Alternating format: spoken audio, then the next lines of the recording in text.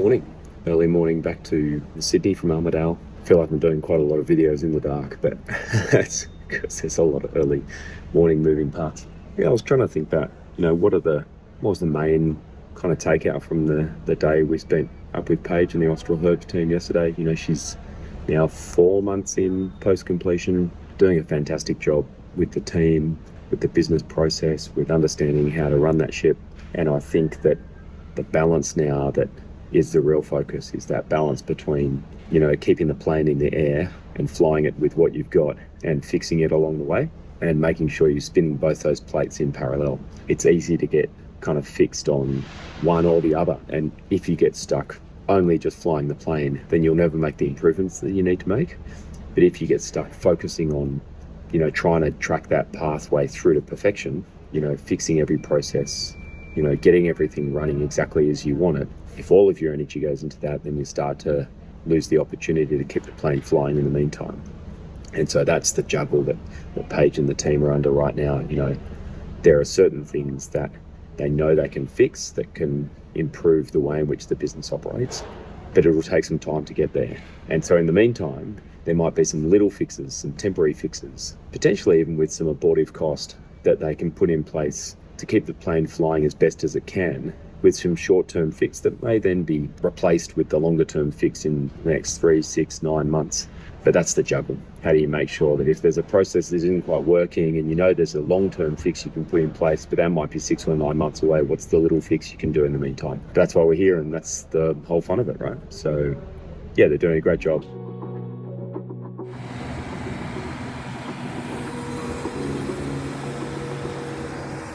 So I'm back in the city this morning. Pretty rare that I come into the city, really. It's probably once or twice a fortnight. I don't have any businesses in here, that's for sure. All mine are in other locations like Armidale and Emerald and Newcastle and those kind of places. So usually I'm in here just to catch up with people for a coffee, for someone that's currently working in the city, or it might be with advisors, which is what I'm doing this morning. So catching up with the team at Alunga. They're buy and sell side advisors. Sounds like they've got a few deals that they've got on the table that might suit a searcher or an acquisition entrepreneur.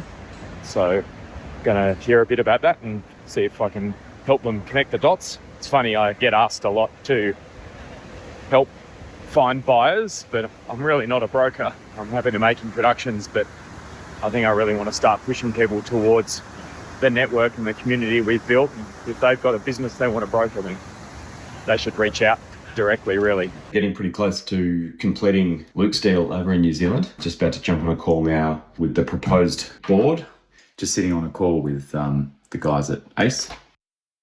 They're going really well. ACE is tracking along nicely. Multi-skills in its first 90 days. So work to do there. Heading up to catch up with Jason, who's 3 months into his search.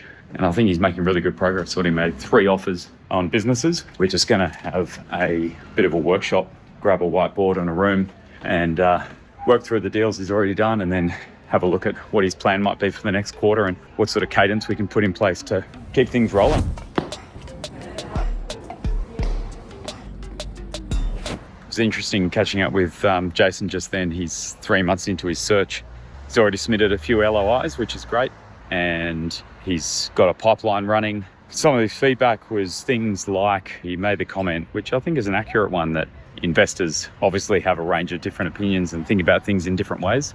And I think that's true. And I always talk about how it's important for searchers to try and build their register so that it's got diversity in it, and so they get a whole range of views, which can create a bit of whiplash. But if you manage it right, it means you get a really good spectrum of opinion. But equally, that doesn't mean that all of those different opinions can actually reach agreement when push comes to shove. So usually when you're speaking to them about a particular thing, you'll find that each particular investor will bring probably the most unique part of their opinion to the conversation. And if you take those at face value, it might feel as though you've got a group of people that you'll never be able to get aligned. But when they actually come together around a particular deal or a particular opportunity, that diversity of opinion actually helps you to calibrate the end result, around which you'll probably get a majority support. Everyone's views sit on a spectrum. And so what's the crux of the message? If you're getting diverse views on a particular issue, doesn't mean you won't be able to find agreement on the issue. It just means there might be some work to do to try and bridge the gap.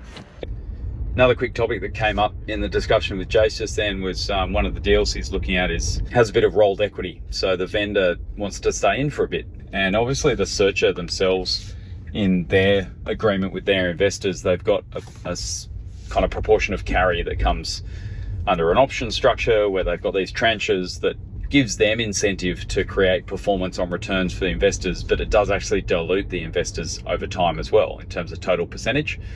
And so there's always this question around rolled equity. You know, if you're selling your business to a searcher and you're going to roll a proportion of equity, do you sit up alongside the searcher's investors and get exposed to the dilution? Or are you a co-investor in the operating entity, co-invested with the search fund itself? And so therefore you get direct exposure to the equity value on exit of the operating business. So, you know, there's kind of pros and cons. I guess my ultimate view is that if I was a seller, I'd want to co-invest in the operating entity. Whereas if I was a searcher, I'd want them up the top. But I guess they will benefit from the performance that the searcher injects into the business. So for them to pay for a bit of the performance rights that the searcher gets, maybe that's not the end of the world. Anyway, it's always these little quirks that come out. I think the main thing is transparency. So getting in front of the vendor as quickly as possible with that structure is always a good thing. Feel like I nailed it this morning. Yeah, we all got up pretty late, but managed to turn it around. You know, lunch is made, school bags packed, kids off to the station, heading up to school. And now I'm doing the run into the city and going to catch up with Scott Middleton from Terram to record his search story for the episodes leading up to the ETA forum. And yeah, it looks like we've got pretty good weather, which is great. And yeah, I think this could be good fun because Scott's a energetic guy and I always have good conversations. So yeah, let's see how we go. So I'm here in WeWork, catching up with Scott Middleton and capturing some video for the search stories. Gotta say, it's a pretty cool space. We were here, 5 or 6 years ago when we started up an advisory. We're actually in 333 George, but you know, the space here down at Barangaroo is really cool. These awesome timber beams, bit of novel design. Always love talking to my dad about that stuff because being an architect, he knows a lot about the history, a lot about the spec. Yeah, it's a great building, really exciting. So yeah, it's gone pretty well this morning. We went for a walk up the foreshore and now we're just in the room at the end, which I can show you now. So Mick can do the interview with Scott and try and capture some different angles on that same storyline, and then we can package it together and get it out. Check it out. I'm gonna park in one of our ticketless controlled parking lots in North Sydney. Always enjoy turning up somewhere where I get to directly engage as a user with one of our pieces of technology. Right, job today is out to ticketless parking, which is out at North Rocks. We're in a kind of an industrial estate. It's a good space, pretty flexible. Got a nice little cafe in the corner, which I'm going to go and catch up with Japan and Giles. Quick board meeting and see what's next on the agenda for Ticketless. There's lots going on, lots of opportunity. Like a lot of businesses at this stage in their life cycle, the trick is to try and work out how to stay focused because lots of opportunity comes across your desk. But we just got to kind of keep doing the right things well and keep focused on moving forward. So back at the airport, and I'm actually heading to Emerald again, which is, it's unusual that I go this frequently, but we've had a bit of turnover in the team and I think that it's valuable for me to get up there and spend some time with them. Also, Nick has headed away. He's a massive kind of mega long distance trail runner, so he's actually headed to run around Mont Blanc in France. So I'm also stepping in, I guess, to kind of help provide some management support, which is one of the things that obviously I've got the capability to do, but frankly also really enjoy it because it gives me a chance to get my hands dirty. So yeah, back to Brisbane, back to Emerald.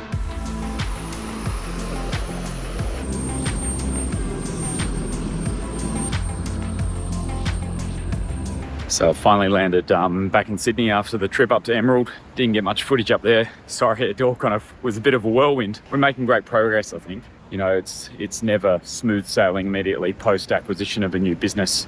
Getting that business to transition away from its old owner and into a new paradigm and working with new teams and that sort of stuff, that takes work. But as we're continuing to build the team as a whole across all of SRO, including NWISE, it's really making me hark back to that comment about talent density and cultural density that they talk about. I think it's in the book, The Alliance. Building that density takes time, but man, it pays off when you get it right. We've got some great people in the team, and that's making a huge difference.